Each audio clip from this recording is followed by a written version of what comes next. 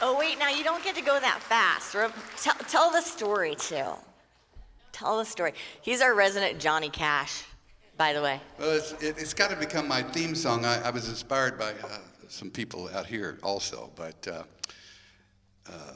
Toby Keith and Clint Eastwood were riding around in a golf cart, and it was last year, and Clint Eastwood says, it's going to be my birthday. I'm going to be 88 years old. And Toby Keith goes, wow, that's good. He says, what are you going to be doing on your birthday? He goes, I'm going to start a new movie. And Toby says, well, how do you do that? How do you do that at 88 years old? He goes, I just get up every morning and I don't let the old man in. So I think that's probably a good theme for a lot of us. I know sometimes when I come home from work and sit down on the couch, I'm going, man, I shouldn't let the old man in. So I get up and do something.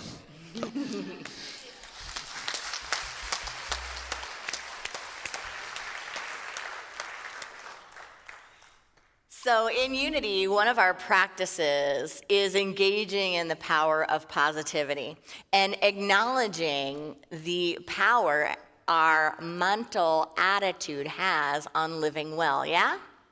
We were founded by Charles and Myrtle Fillmore, who taught this not as a psychology, because psychology wasn't a big thing then. It wasn't taught as a psychology, it was taught as a spiritual practice.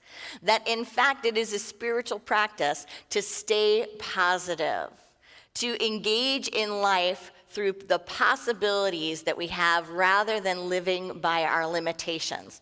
And to breathe into the possibility and the option that in anything that comes to us and anything that we live in, anything that we're experiencing, there are multiple ways of seeing or being with it. Have you learned this to be true in your life? Yeah.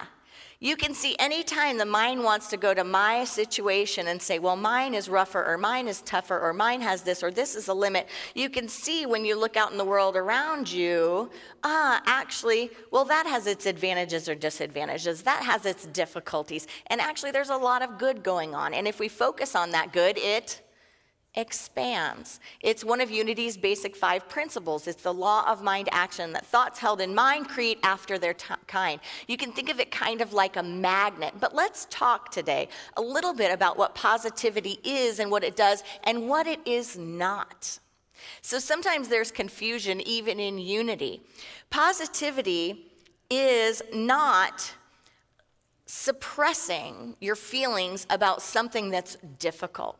It's not suppression, it's not stuffing, it's not even denying the feelings that you're having about something going on. It's not playing make-believe, and it's not ignoring things. That's what it's not. The spiritual practice of positivity is not those things. But it is, in fact, denying the power that something has over you, and exclaiming the spiritual truth that there is one power and one presence, God the good, whatever you want to call it, whatever you want to name it, or no name at all is just fine. But there's one power, one presence, and it is positive. It is energy in motion. It is love in action. It is a great harmonizing force, as Charles Fillmore said. So, when it comes to that, then what is negativity? Well, negativity is gossip. It's getting stuck in your story, and it's rehearsing problems, right? Now, there is plenty of room in our world, plenty of room in community, plenty of room in the self, I think, for being with negativity in a way that uplifts us, in a way that we show up so authentically to what our human condition is and what our human experience is. But we don't stop there. We actually apply principles to see, how can my mind support a newer reality? How can my mind support, how can I up-level this? How can I lift it? How can I shift it? How can I transform it? Or how can I be with it? If it is what it is, how can I be with it in a different way that doesn't leak my energy, that doesn't drain me, that doesn't define me, so I'm not living by limits, right? Now, there are advantages to living a positive life.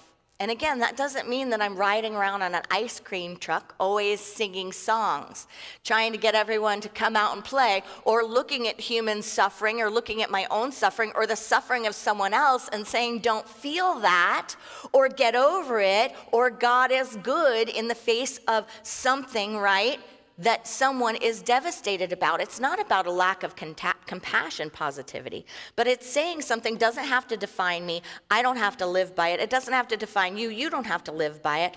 And it's opening up to the possibility that rather than having something limit me, it could expand me. And really saying, how could this expand me? So besides the obvious benefits, and we know this in psychology today, right? We know that there's tremendous benefits to positive expressions. Oprah Winfrey, in fact, kind of launched her whole career on this wave of awakening into a more positive way of living, into a way of acknowledging love, acknowledging learning, acknowledging that we can go from one state of consciousness and lift into another. But why, besides the obvious benefits and strains of a positive or negative life, why is it beneficial to be a person of positive influence to the degree that we can? Well, Don Miguel Ruiz Jr., who is an author just like his father, he shared in his latest book that when we share in gossip and when we share in negativity, when we share in these things that drag us down, it is like a virus. It is like us introducing a pathogen into the system. And then when we share it, it's like sharing that virus with everyone else. See, to some degree, we live in an ecosystem, just like there's oxygen and carbon dioxide, and that's, shared, it's a cycle. So is there positive energy and negative energy, and we swim in it, we live in it. Have you ever found yourself wanting to like someone and want to be around them, but you just feel drained after being with them? Or you start feeling scared of life.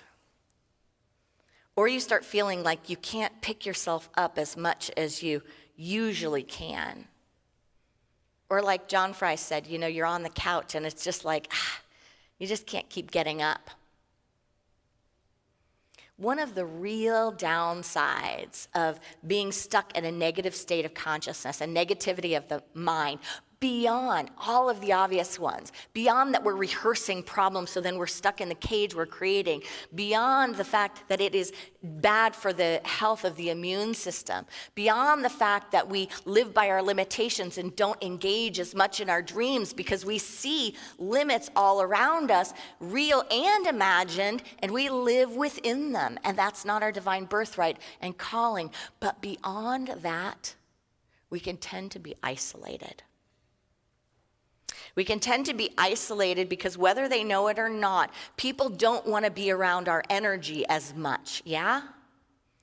And we can also have an isolation within ourselves because there's just not a connectedness to all of who we are. So it's like there's a lamp on the light, and that light isn't able to just shine as freely. But it brings up more fear. It brings up a feeling of stuckness. So whether people know it or not, when we're stuck in our problems and we're rehearsing them, and we have to treat this with great compassion, right? Because we all have times we're stuck, and we're not here to abandon people that are stuck, right? There's an author that one of my only things about this author is that they talk about I don't want to down anybody here. Even a very famous minister, not in our movement, but they talk about how, that whole thing, you are the 5 people you spend your time with, and surround yourself by positive people. Well, if we all surround ourselves by, only people that are just la happy, then what about everybody else, right? So this is not about that, and when we talk about people, I always say, don't explain something in a way that you would make mean kindergartners. You know what I'm saying? So if we as adults are talking about like negativity and positivity, and you say, well, like, don't hang out with those people. Like if it drains you, don't hang out with them. No, there's a way to transform so you can uplift, so you can have conversations, so you can, create community in other ways, right? You don't have to just write off everyone in your family or in your social life or whatever that you feel that around. And sometimes it's about us, right? Sometimes it's that someone's authentic processing is actually triggering something in me I can't listen to, I can't hear, I can't be with that pain and suffering. I can't deal with the fact that we live on a planet that these kind of things happen. So I can't even be around them. And they're not actually being negative. They're just processing, right? They are trying to lift themselves up and out of something. But if we can't teach it to a kindergartner, we shouldn't teach it at all. So if we have to say that someone is a parasite, right? Someone's a parasite, they're like sucking the life out of me and blah, blah, blah. Well, then we're just gonna have a pit full of parasites. And if you taught that to kindergartners on a playground, they'd be pretty little nasty buggers, wouldn't they? Be like, you parasite, you leech, you're draining my mojo. But instead, we could teach them something that's really empowering. We could teach them about the power of the mind. And that's what we're constantly teaching ourselves. But one of the saddest parts of a negative life is that it can be isolating. Because it's hard to be around it when it's stuck, right? It's hard to be around it when it's just rehearsing the same thing. And we hear that rehearsal in our own minds, and we hear it sometimes even louder in the minds of others, where there's nothing new added to the equation. It just is what it is. And it's using the power of the word to speak into action a limited state of consciousness or a limited experience. And it's really sad because we need meaningful connection, don't we? We need, and the worst thing you could actually say to someone in a state of negativity is no one wants to be around you because you're just in a state of negativity all the time. That's just going to make you even more negative, isn't it? But if we can live by example, if you have met someone that has practiced the unity practice or has taken on positive psychology, has taken on a spiritual practice that has opened their hearts, you can see that people can change, can they not? No one really wants to be stuck. But people need powerful and positive social connections. It's essential. We need people, and we need connection. There was an experiment done quite some time ago by Bruce Alexander. He is the author of The Globalization of Addiction, and he's a psychologist from British Columbia. He retired from university there after 35 years. But he's been preaching this for quite some time. But he did a study called Rat Park. Does anyone know of this study called Rat Park? So in the study, Rat Park, he was studying addiction, and he made this rat park and put a rat in it and gave 2 water bottles. One water bottle was just water, and the other water bottle was water laced with cocaine. And they just let the rat go at it, right? And the rat got addicted to cocaine and used itself to death, right? And they repeated the experiment over and over and over, and the same thing happened.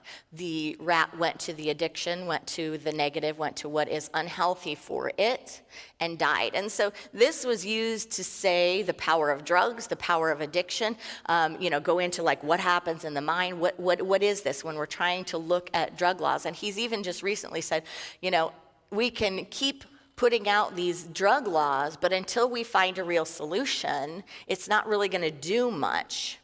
So then what happened? Then he made two changes. He entered into the equation some amusing activities in the cage, but he did something else. He put in other rats.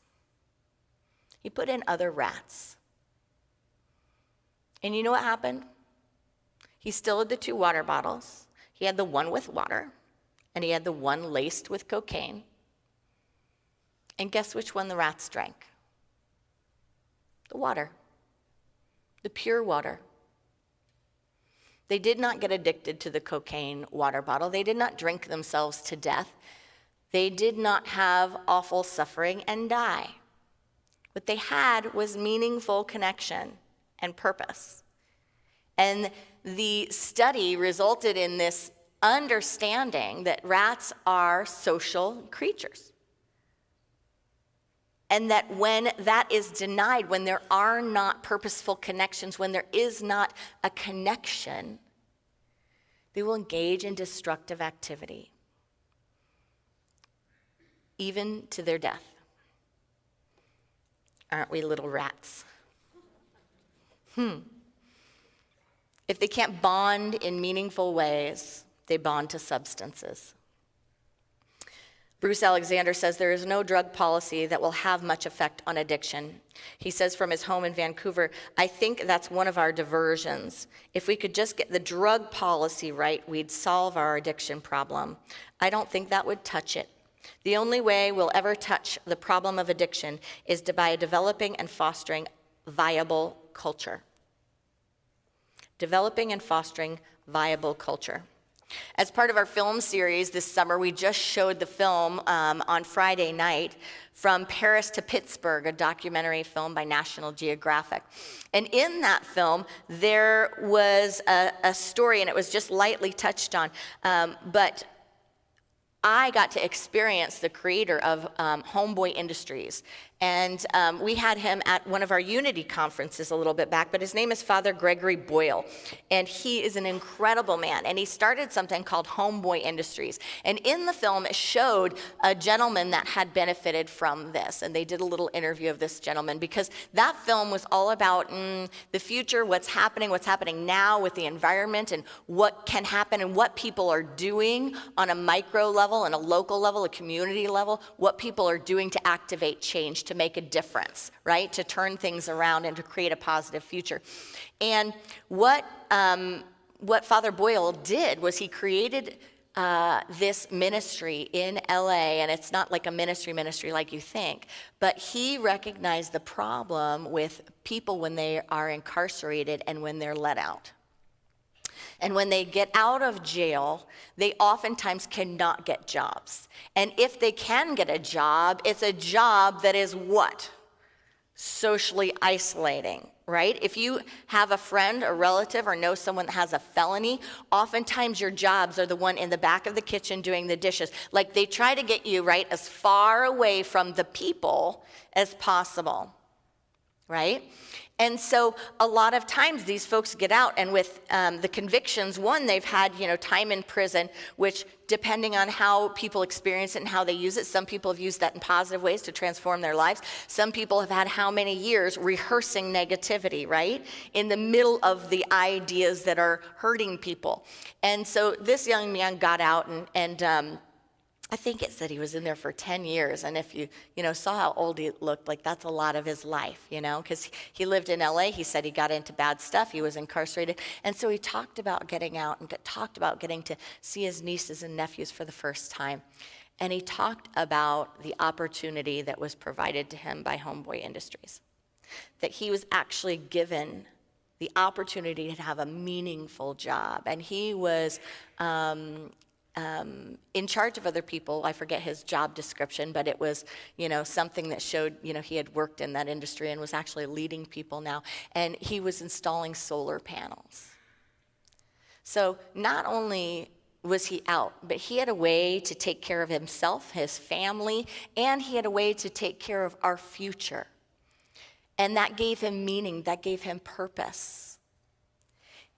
Positive community experiences and positivity in the mind create health and wellness beyond what any sort of slap on the wrist or systematic punishing of people could ever create. It's high time we get this. The amount of energy, the amount of money, the amount that needs to be put into a system to lift it up is so small when you go the positive direction rather than the negative direction.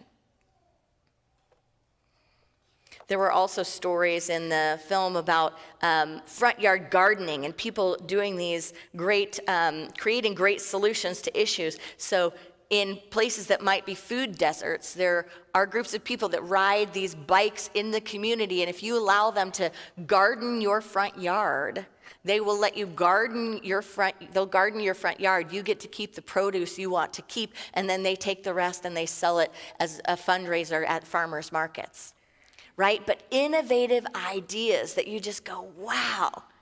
People, when they look at what's possible, can transform lives. Community is important. Positivity is important. Meaningful connections are important. And if you think that meaningful connections are only important for people who live solo, which there are a growing number of people who live solo these days, aren't there? That population has grown significantly. The people who live alone. And for people who live alone, if you are one of them, you know that you have to be really intentional about creating connections. Because if you don't set it up and go to it or invite someone over, if you don't make it happen, you're isolated. And by isolated, I mean physically isolated. I don't mean Facebook isolated. I don't mean social media isolated. So we tend to know this about people who live solo. There's psychology behind that. But we forget it sometimes when people are married or in families or in relationship. It can be equally isolating because you may have people that you can interact with all of the time, but it can be myopic as far as your community. If it's just based on the one other or two or three other people in your home and you don't get out, you lack the influences and the connection and the mind power, the thinking that comes from greater community. And friends, a lot of people don't have spiritual community anymore. A lot of people don't have church. The stats are saying that church is going downhill and that the church of the future might not be a church at all. That means we're going to be called to be the church, to bring the church, whether it happens at a coffee shop, whether it happens on a sidewalk. But we, as creatures of light, are going to have to find ways to create meaningful connection, positive interaction, and community. From the title of Alexander's book, the title of his book, right, was The Globalization of Addiction. We have the power and the knowledge to transform what this now moment looks like and what the future looks like as far as community. We have the power to bring meaningful connections to everything. Do you know when city planners get together and really choose, they really look at the happiness factor as a valued asset in community, and they choose, instead of making strip malls where every place has their own parking space and you isolate businesses and you just go into one place at a time, when they make walking malls, when they make bike paths in communities, people are happier. People are more expressive. People are more connected. And the more connected we are, the more God we feel. The more good we create.